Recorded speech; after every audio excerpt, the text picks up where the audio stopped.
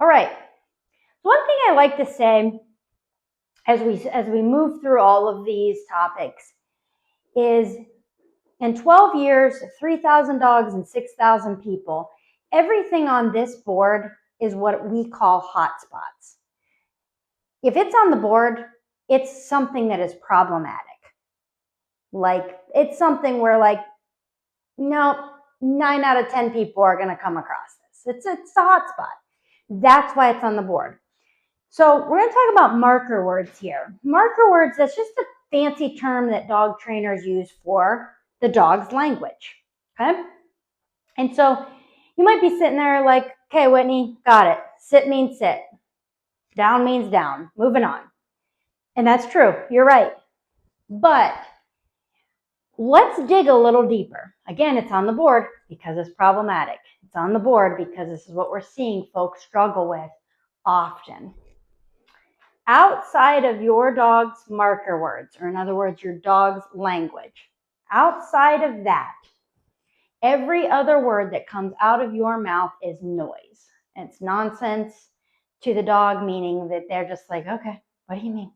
I don't know. You seem happy. You seem mad. You seem frustrated, like they don't really understand the words that you're saying. Think about it this way. When we talk to our dogs, like have conversation with our dogs, right? And I tell my dog, Mama loves you, give him belly rub, they tell him how handsome he is. And I'm having conversation with my dog. That's for me. That's not for my dog. Just the same as if I tell my dog, man, you're really being irritating today. Like, I really want you to get your act together. Like, you're super frustrating right now. That's for me. It's not for my dog. So yes, you can talk to your dog all you want. You can tell your dog all about your day. You can tell your dog anything you want to. But when you want a reaction or a response out of your dog, you have to stick to the marker words. So you're going to be sent home with a list of those marker words. Don't worry, you'll be sent home with a list of those words. But outside of those words, every other word that comes out of your mouth is noise. It's Charlie Brown's teacher. Wah, wah, wah, wah, wah. So, example. Gone are the days where you say to your dog, hey, now stop that. Hey, now stop that. 4 words, none of which mean anything to your dog. Dog goes, she's frustrated. Don't know why. So you might feel as if the dog is giving you a response because the dog might be digging in your flower bed, right? And he goes, he just knows you're mad. He doesn't know that he should stop necessarily. He doesn't know that he shouldn't do that again. So he's reading more of the tone than the actual words. You say to your dog, no. The dog goes, got it. Punishment's coming. I need to stop what I'm doing because the word no means consequence. So that takes a little bit of time for folks because folks are used to talking to their dog. Here's the thing. Your dog does not speak English. German, French, Spanish, Czech, they only speak a word that you've assigned to an action over and over and over. That's it. So if your word has not been assigned to an action, the dog doesn't know what it is. Now, I've done this a long time. I can see when people are like, okay, well, I never taught my dog, let's go for a car ride, but he knows what that means. I know. I get it. Because sometimes we do pattern over time. We do pattern certain behaviors with dogs, right? So every time you might unknowingly go, all right, Max, let's go for a car ride. Come on, buddy. And the whole time you're like, let's go for a car ride. And you're putting your shoes on and you're grabbing your coat. Well, you're patterning that the same way and you don't even realize it, right? Let's go see grandma, right? You didn't in a formal way teach your dog, let's go see grandma. But if grandma watches the dog every day or every other day, and every time you leave the house, you go, ready to go see grandma? Let's go see grandma. Then the dog, of course, is going to pick up on that. So yes, I get it. There are some things that your dog may have picked up on, but follow me. By and large, they have not. Now, another thing is tone. Your tone matters. Like it really matters. Not just a little bit, a lot. If you say to your dog, sit, you actually are coming across to your dog like they have you on the ropes and they're going to push you until you break. So the dog goes, oh, she's really irritated, right? So if I just keep not listening, right, she's eventually just going to go, I don't care, just whatever, just sit down, get out of here, I don't care, right? That's what the dog's banking on. If you say to the dog, sit, like, would you like to sit? You don't have to if you don't want to. If you want to, you could sit, right? So it's that tone. If you ask the dog to sit or down or whatever in a questioning way, they're going to take it as a question. I want you to come to the middle. All of this, guys, is balanced dog training. It's all just, to be honest with you, it's all common sense. Meet in the middle. I don't want you to yell at your dog, but I also don't want you to talk to your dog like you're a doormat either. Sit.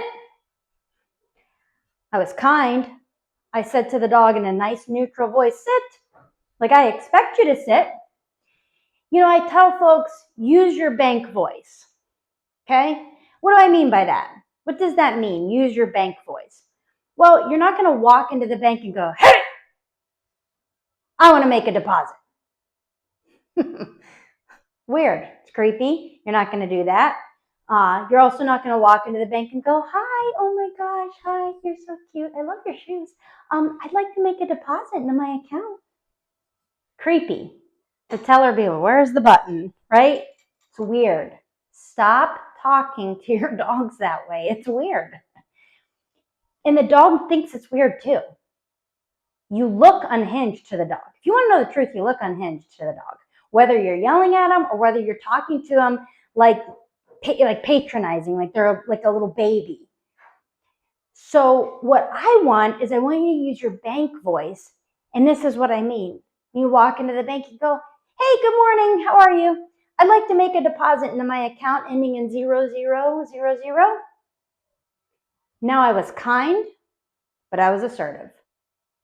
Hey, good morning. How you doing? This is what I would like. I'd like to make a deposit into my account. Leaving no question. I'm kind, but I'm here to make a deposit, and that's what I'm going to do.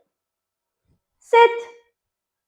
Kind, but I asked you to sit, and I expect that's what you'll do.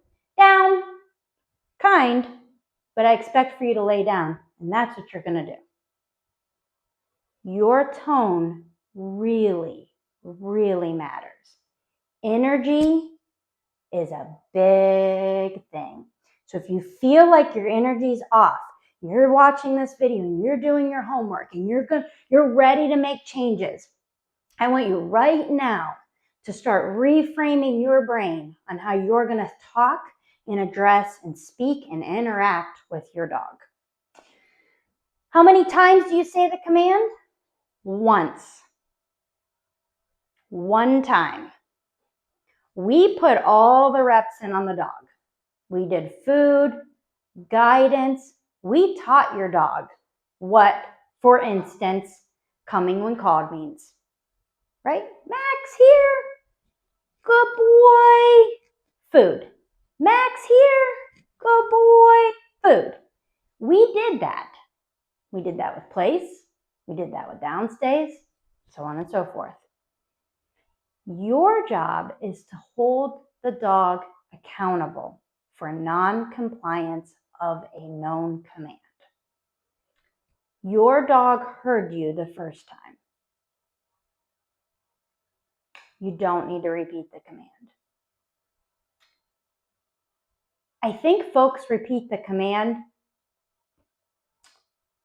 because they want to give the dog a chance. And it comes from a place of love. But I'm going to be honest with you. When you repeat the command, it's actually unloving. Here's why. You're making your dog play Russian roulette. In other words, your dog never really knows when they're going to be held accountable. Is it after 3 times? Is it after the first time? Does it depend on the mood dad's in today? Does it depend how distracted mom is? Right? And so they never really know when to expect that consequence. So you'll live in this constant state of frustration, and guess what? So will your dog. Everybody comes to me and they're all worried, like, so will e-collar training make my dog, I don't want it to be nervous. I don't want my dog to be afraid. I don't want it. This is not going to make your dog afraid. You know what's going to make your dog afraid? You know what's going to make them nervous, anxious? When they don't know what to expect from you. It's the truth. Your dog heard you the first time. I don't care that a semi-truck just went by. I don't care that it just saw a bunny rabbit pop out of the trees. They heard you the first time. Sit. 1 Mississippi, non-compliance. Correct. Down. 1 Mississippi, non-compliance. Correct. What do you think's going to happen after you get real consistent with your dog? They're not idiots. They're freaking smart. Your dog's going to go, she only ever asked me once. That's it. She doesn't ask me 3 times. So I listen. When my mom talks, I tune in and I listen. If your dog is struggling to listen on the first go, I'm going to be super honest with you. That's a you problem. You're not being consistent. You're consistent. You say the command 1 time in a nice, neutral, kind voice. Down. And you hold them accountable for non-compliance every time. Guess what they're going to start doing? Listening every time with no consequence, with no correction, because you now are believable to your dog. Stick to your marker words, watch your tone of voice and the energy you are putting out to your dog, and be consistent on holding them accountable.